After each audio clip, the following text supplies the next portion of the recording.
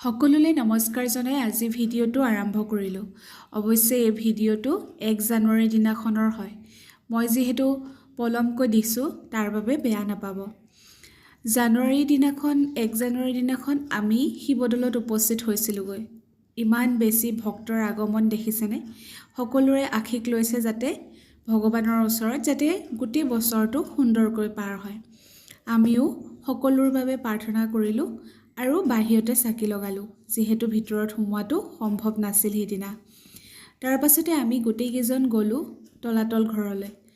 তলাতল ঘৰত গৈ পেনে অলপ সময় ৰ'ব লগা হ'ল, যিহেতু তাত টিকেট কাটিবৰ কাৰণে আজিকালি অনলাইন ব্যৱস্থা কৰা হৈছে আৰু সেইবাবে মানুহৰ ভিৰ হৈ আছে, সোমাব পৰা নাই।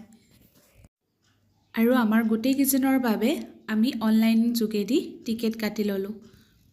সেইদিনাখন তলাতল ঘৰতো বহুত বেছি ভিৰ। আচলতে গোটেই শিৱসাগৰখনতে মানুহৰ ভিৰ হৈছিল, যিহেতু জানুৱাৰী 1 তাৰিখ আৰু সকলোৱে পিকনিক খাবলৈও ওলাই আহিছিল। চাৰিওফালে মানুহ কিমান ভিৰ দেখিছেনে বাৰু? তলাতল ঘৰৰ বিষয়ে আচলতে নতুনকৈ একো ক'বলৈ নাযাওঁ, যিহেতু খুব সুন্দৰকৈ কিছুমান ভিডিঅ'ত বা আমাৰ কিতাপত লিখাই আছে। তথাপিও আজিৰ দিনটোত তলাতল ঘৰলৈ আহি পূৰ্বপুৰুষসকলক শ্ৰদ্ধাৰে সোঁৱৰিছোঁ। আচলতে ইয়াত সোমোৱা পাছত খুব এটা ভাল লগা অনুভৱ, বুজাব নোৱাৰা অনুভৱ। সকলোৱে চাগে ইয়ালৈ আহিলে নিজে নিজে অনুভৱ কৰেই নহয় জানো সেই কথাটো। খুব ভাল লাগিলে।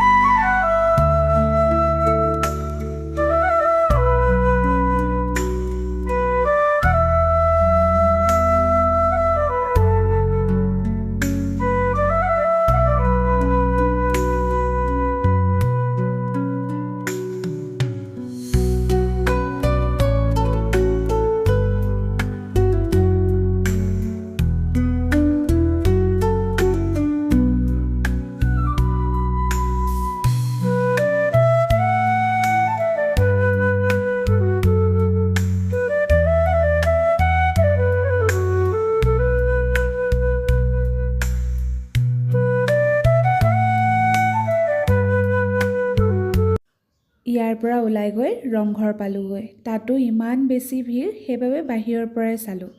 যিহেতু মন্দিৰ আহিছিলোঁ, ৰাতিপুৱাৰ পৰা একো খোৱা নাই, খুব বেছি ভোক লাগিছে।